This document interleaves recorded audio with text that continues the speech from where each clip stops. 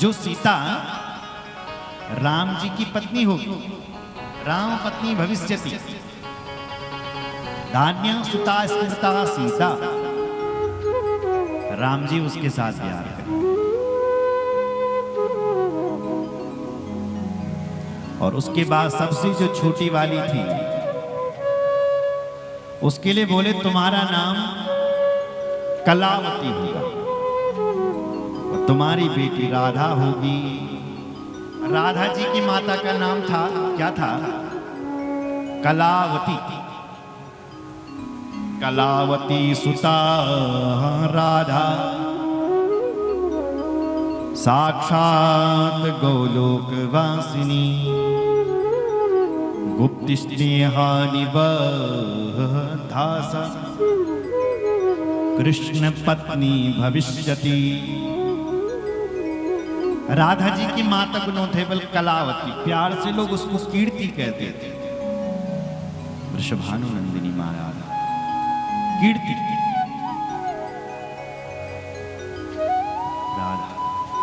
राधा कौन है? साक्षात गोलोक वासिनी, गोलोक की वासिनी है राधा। अच्छा, कृष्ण से कैसा प्रेम करती? बोलो गुप्त स्नेहानुबद्धा। भगवान कृष्ण से जो राधा का प्रेम है वो गुप्त है, गुप्त स्नेहा। और राधा यहां लिखा है कि श्री कृष्ण की पत्नी थी, कृष्ण पत्नी भविष्यति। बोलो जय श्री राम। राधा कृष्ण की ही पत्नी। आप जानते हैं भगवान कृष्ण जब वृंदावन में थे तो भगवान कृष्ण ने बांसुरी को बजाया है ना साहब। क्या प्यारी बांसुरी बजती थी वृंदावन में।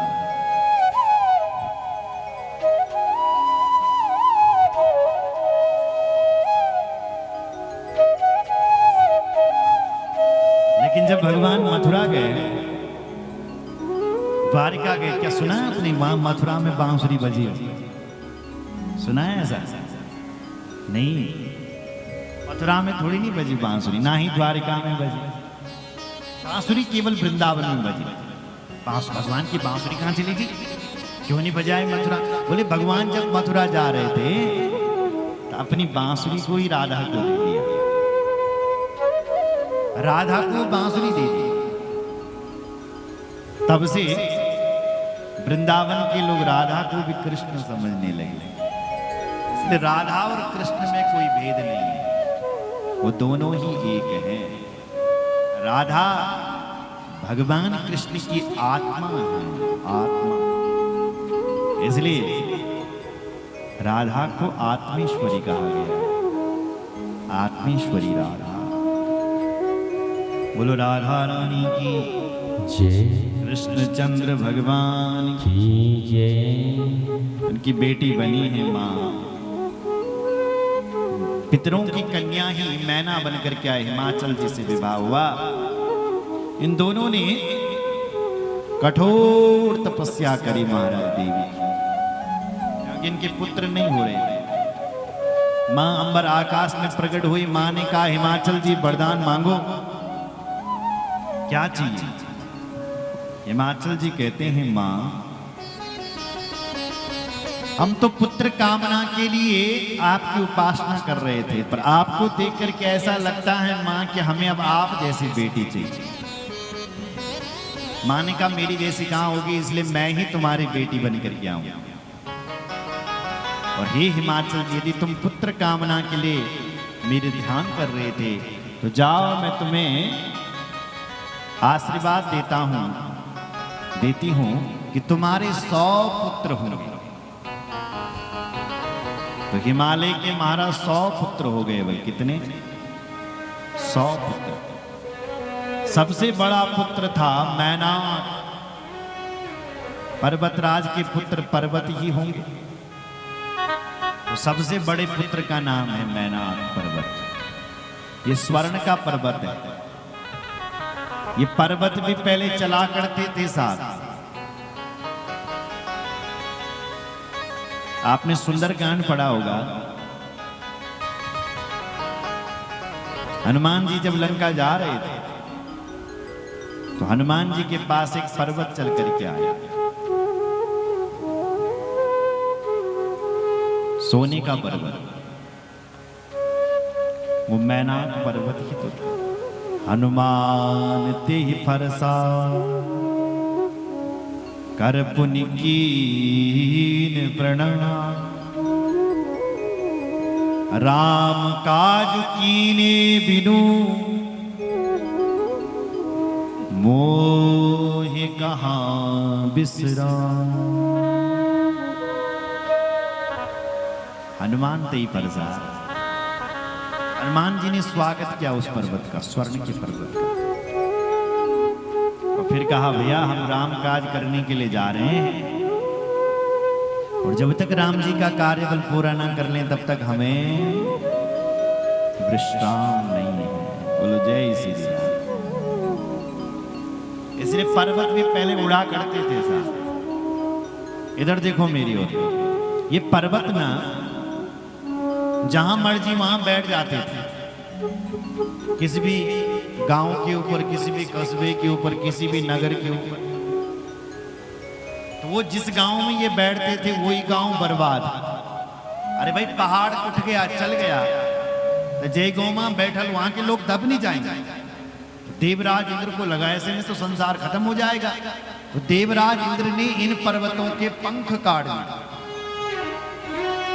जैसे इनके पंख कटे तब ये जो जहां पर था वो वहीं पर विराजमान, तब से विराजमान है ये पर्वत। सब जो जहां पर है वहीं पर है, नहीं उड़ते हैं क्योंकि इनके पंख काटे गए। केवल एक पहाड़ था जो समुद्र की शरण में चले गया था, वो मैनाक पर्वत था। जब हनुमान जी लंका जा रहे थे तो तब आया सहायता करने के लिए। बोल जय श्री राम। कहा तुम्हारे 100 पुत्र होंगे, आज इनके 100 पुत्र हुए। 100 पुत्रों के बाद मां इनके घर पर पधारी। मैना जी के गर्भ में देवी का प्रादुर्भाव हुआ। देवताओं ने गर्भ स्तुति गाई महाराज मां की। दुर्गे जय जय प्राज्ञी जगदम्बा महेश्वरी सत्यव्रती सत्यपरे त्रिशक्ति सत्यरूपिणी सत्यस्ति सत्य सुप्रीति सत्ययोनि च सत्यता सत्य सत्य सत्यनेत्री प्रसन्ना शरणं चति। सत्य सत्य कहकर के वंदन किया, और जब गर्भ स्तुति करके चले गए तो मां के प्राकट्य का सुंदर समय आ गया। चैत्र का महीना आ गया, नवमी तिथि आ गई, मृगशिरा नक्षत्र आ गया, मध्यरात्रि 12 बजे का समय हो गया, और 12 बजे रात हिमाचल जी के यहाँ तस्मिन् वसरे देवी पूर्व शक्ति शिवा सती अर्धरात्रि समुत्पन्ना गंगे व शशि मंडला। अर्धरात्रि में मां भगवती पार्वती हिमाचल जी के घर पर प्रकट हो गई है। बोलो जगदम्बा मैया की जय। सारी विधि सिद्धियां विवाह मां के साथ में प्रकट हो गई। जय जयकार गाने लगे, मंगल गीत गाने लगे, मां के नामकरण संस्कार होने लगे। कछु दिन उत्सव में बीते और एक दिन देवऋषि नारद जी आए जिन्होंने मां का नाम दिया, और हिमाचल जी ने नारद जी का स्वागत किया। आओ आओ देवऋषि नारद, सुस्वागतम सुस्वागतम, आपका स्वागत।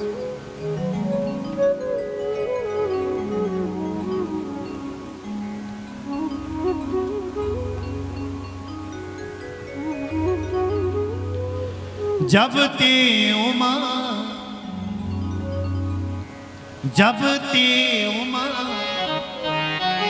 शैल गृह जाई सकल सिद्धि संपत्ति ताहाँ छाई।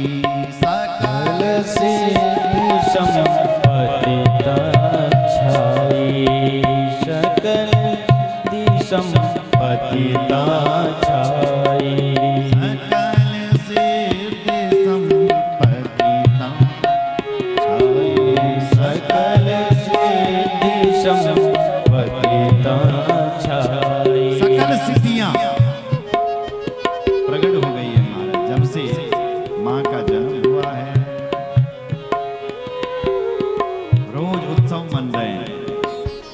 एक दिन नारद जी आए और हिमाचल जी ने नारद जी का स्वागत किया। बोलो रामचंद्र भगवान की